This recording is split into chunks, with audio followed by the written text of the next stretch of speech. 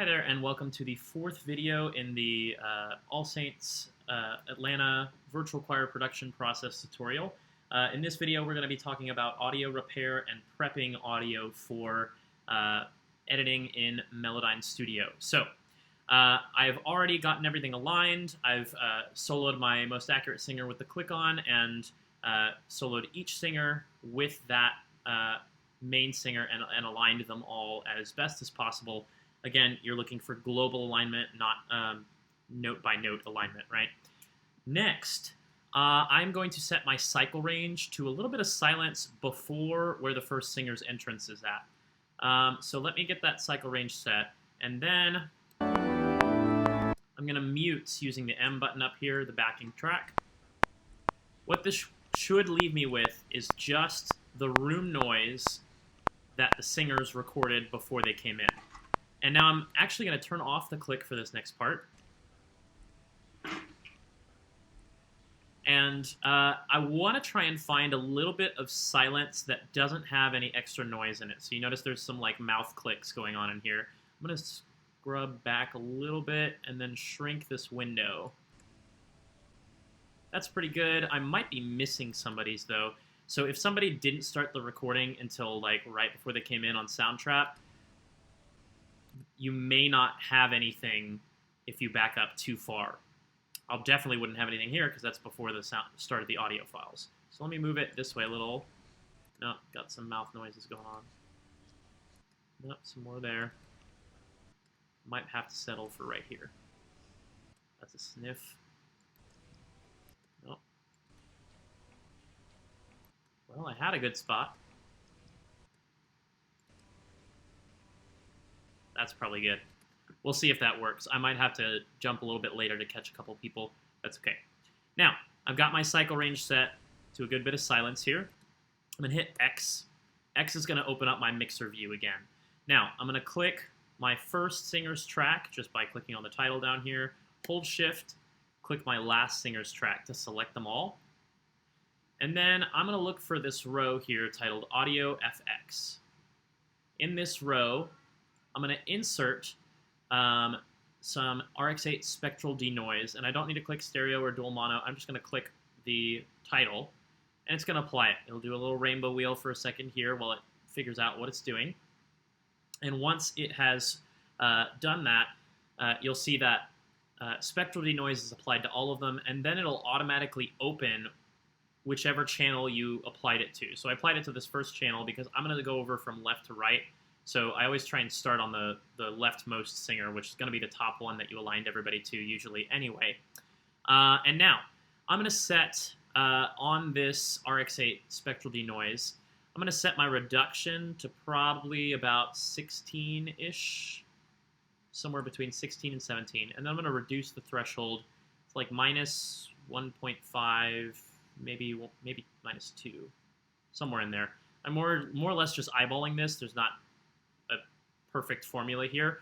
Now what I don't want to do is set the reduction too high, because if I set it way higher, it's going to pull a whole lot out of here. And what we're about to do is we're going to have this plugin listen to the audio that's recorded, and it's going to analyze it, and then it's going to pull out whatever it hears from the entire audio file.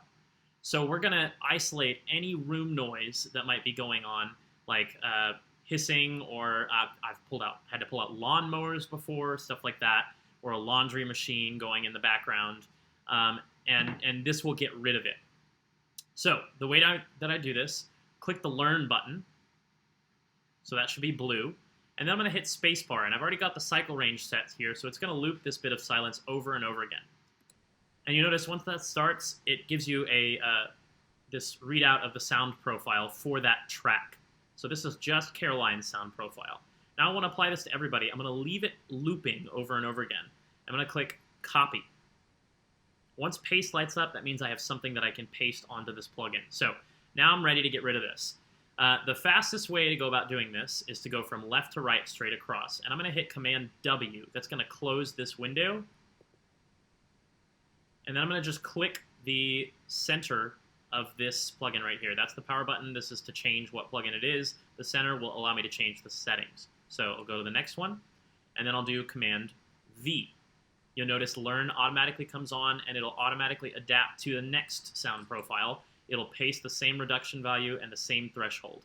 Now, I usually just leave my mouse right over where I left it, Command W.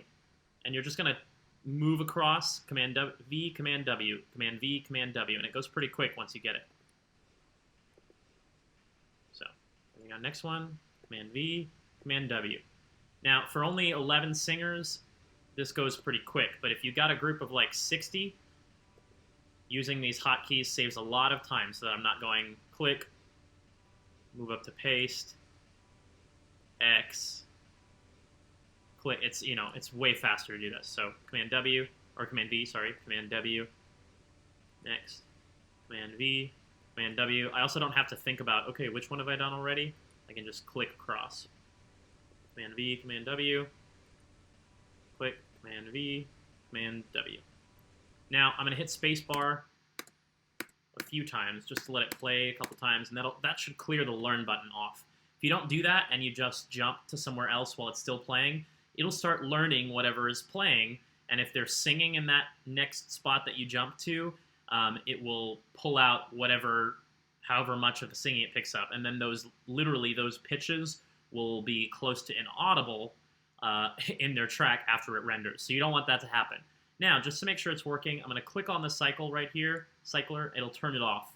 When it's gold, it's on. When it's gray, it's off. And then I'm going to listen to the audio. Sing praise to God who reigns above. And I'm listening here to make sure that there's no noticeable impact on the quality of the audio. I noticed that this singer is a little too loud, so I just clicked her track, dragging her slider down. The God of all creation. Probably could have been a little more thorough in getting levels set to the right point right here. If you need to, go through, listen a little bit more, adjust as needed. Nope, that was way too much there. Love, the God of our salvation. And you'll notice some singers, you know, when they jump up to a higher register, are going to get a lot louder. So I'm going to pull her down a little bit. Feeling on my soul he feels, and every faithless mercies to God all praise and glory. Cool. Now we're ready for the next step.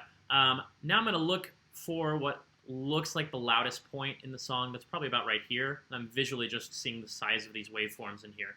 Now, anybody that looks like, when I click on them, anybody that looks like they're coming close to the edge of the blue area when that track is highlighted, I'm going to apply some RX8 declip. And what that's going to do is it's going to ensure that it reduces any clipping that's happening on their track. So I'm going to go from top to bottom. I think she's okay, so I don't need her. Well, do I? No. Sometimes I just apply it anyway, but I don't think in that case we need to. Annalise, definitely not. Greer, definitely do. She has some spots that are getting pretty loud. Samantha, no. And now I'm going to hold Command, and what that's going to do is it's going to allow me to select whichever ones I want simultaneously without selecting everything in between. So click Sarah Lena because she needs a little more, or she's a little bit loud sometimes. Julie, I remember, had a couple spots earlier, so I'm also going to choose Julie. Ryan K, I think is all right. Cody definitely needs it. Frank needs it on this one, usually doesn't. But Ryan F is going to need a little bit. JC, I think, is fine. And again, this is not really anything to do with the quality of the singing. It is a little bit to do with the quality of the audio, but it's mostly because, probably because these singers either didn't do a sound check on Soundtrap when they were recording, or they just had some, the sound check didn't set the mic to the perfect level.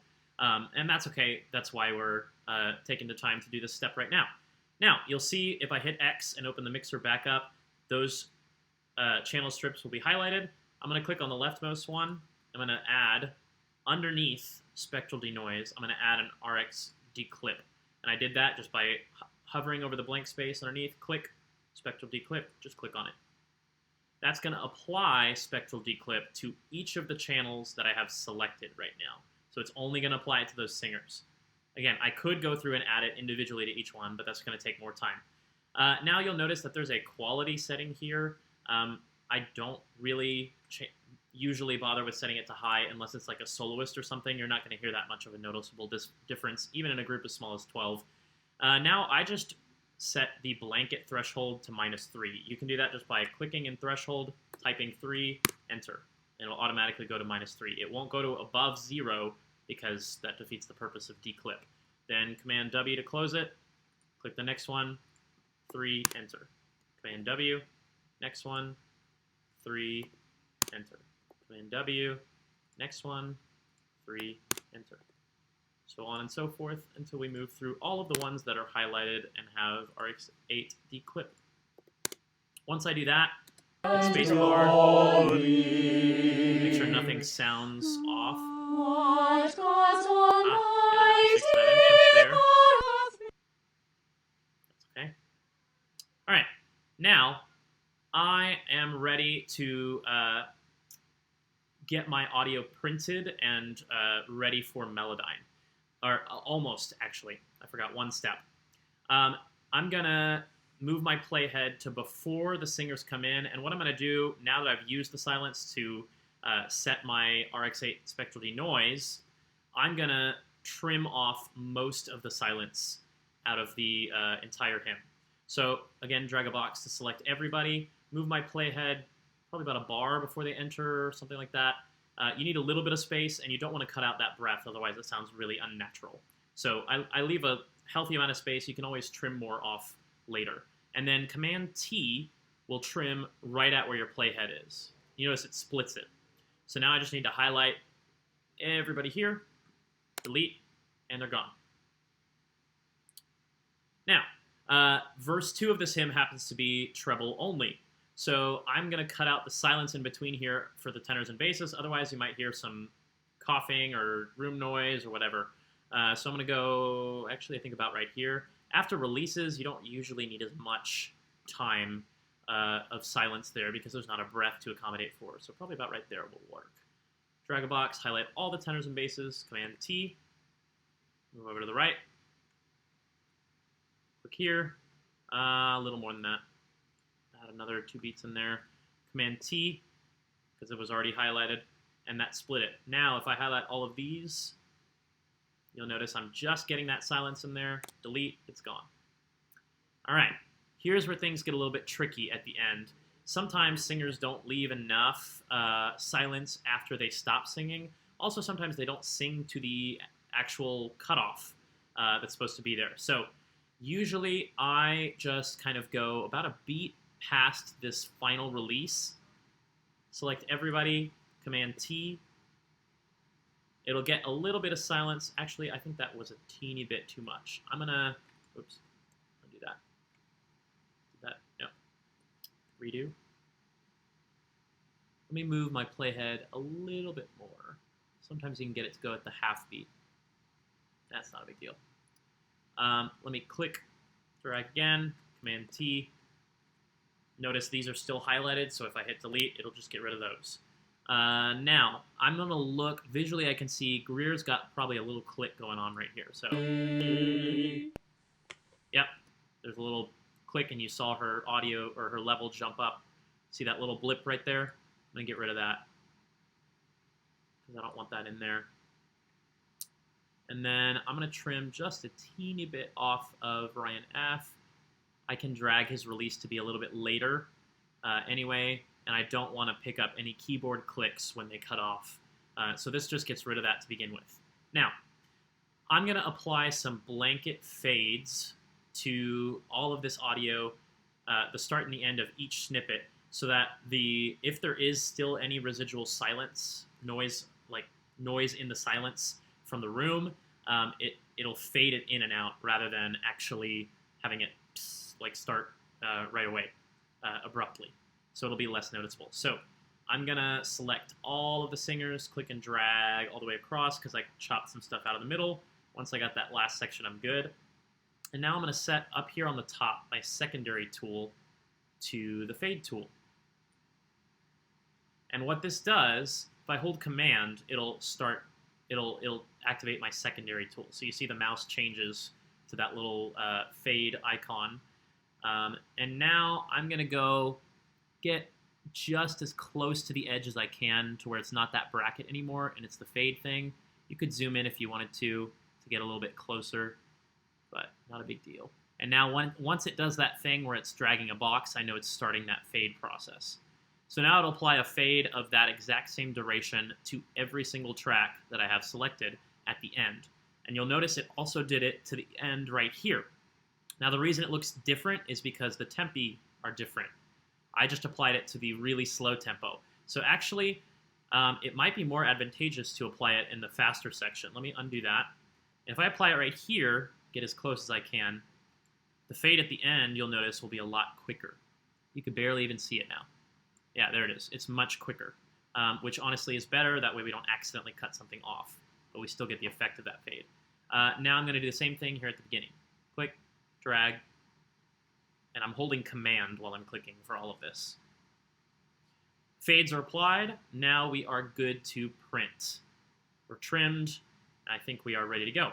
So I'm going to unmute the backing track because I do want it to print the backing track. Let me listen to somewhere in the middle here. And actually the backing track is a healthy level. You could, before you print, boost the backing track if it was too soft, and that would allow you to boost it beyond even that max point because it'll print it at its max and set it back to 0. You'll see in just a second.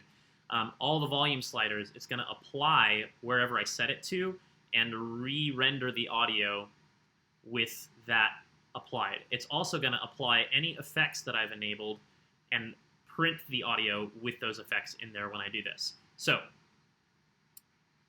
here we go. Before I do this, I'm going to save.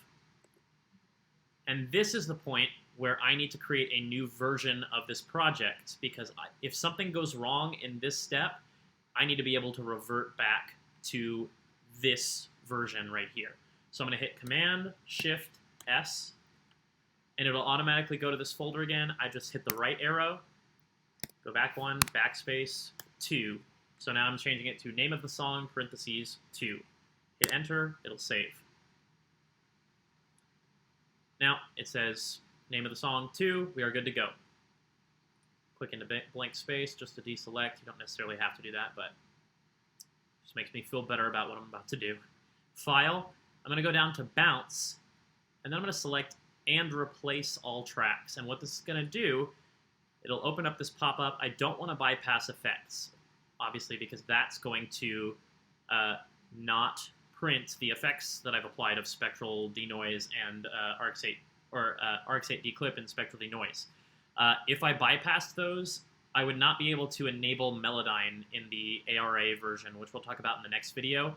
But long story short, don't bypass. You may want to save as. Yes, we've already done that, so we are good to go. Click OK, and then it's going to start going. This process, depending on how many tracks you have, can take a really long time. You'll notice it zipped right through the first one, and then immediately when these started, it slowed way down. So now it's probably going to take about the duration of the song, at least, if not more, to render all of this audio. And what it's doing is it's analyzing everything on these tracks and rendering it again with everything applied. So this fade in right here will be applied. The silence that exists before they come in will be applied. So everything's actually going to start exactly at the beginning, and it will just exactly as you would hear it when you play it back is how it's going to print it out. But each track will remain on its own. So we're not combining all of the audio files together. We're leaving each person on their own track and applying everything that we've done to that audio.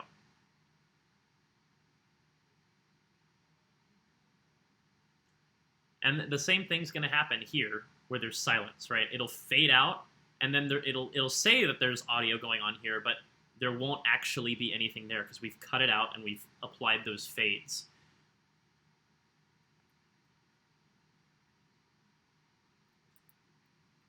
So once this concludes, what you'll see is all of these tracks will still retain the same titles. It'll look like the audio goes straight through all the way to the very end, and all of the volume sliders will be reset to 0, and there will not be any effects applied if you open up the mixer. And this is ideal because in the next step, we are going to apply Melodyne ARA. And now there are 2 versions of Melodyne that can be applied, and the ARA version is what we want because you actually have to tell Melodyne to analyze the audio. Like you have to hit a button and Melodyne starts to analyze everything. In the ARA version of Melodyne, it will analyze everything. If you just hit play once and then stop, it will analyze everything automatically. That play stop command tells it to go through, listen, analyze everything without you having to sit there and let it play all the way through. If you apply the non-ARA version of Melodyne, you must play the entire song from start to finish for it to analyze it. And that means if you change anything outside of Melodyne, you would have to play it through all over again to get Melodyne to pull that audio in and analyze it. Similarly, if Melodyne uses the wrong algorithm, the ARA version, I don't believe you can change the audio in the non-ARA, or the algorithm rather, excuse me, in the non-ARA version. Additionally, the ARA version must be applied as the very first audio effects in the chain of effects that you've entered. So it has to be that first one where we put RX8 Spectral Denoise. So because we've already applied RX8, we can't put Melodyne in that first one. But we want to apply that RX8 first to clean everything up so that Melodyne has an easier time analyzing their audio when we pull it in there. So that's why we have to do this step. That's why it has to happen in that order, and we have to bounce and replace all the tracks. So hopefully this will wrap up pretty quickly. You notice it keeps moving at the same pace after you've gotten past the rightmost edge of the audio. It's still listening at the same, level of detail, just in case there's more audio coming up on any of these tracks. So it does take a little while for this step. Sometimes I like to just start, bounce, and replace, and walk off, get something else done, and then come back, and then it'll be ready to go when I get back, ready to have Melodyne applied. So we are about at the end of this segment. Next video will be focused on Melodyne and actually editing the pitch and rhythm of each singer. It's what we've all been waiting for, right? Exciting. We're actually going to change notes and rhythms from what the singers have already recorded. We'll talk about some potential setup pitfalls and a couple different editing approaches as well, and how to proof everything before you go and start applying a bunch of effects after Melodyne. So there we go. As you can see, everything printed. It all starts exactly at the beginning. All the volume sliders have been sent back to 0. These are highlighted just because I had them highlighted to apply that declip. But now if I hit the mixer, X, no effects are applied, and we are ready to apply Melodyne. That'll do it for this video. We'll see you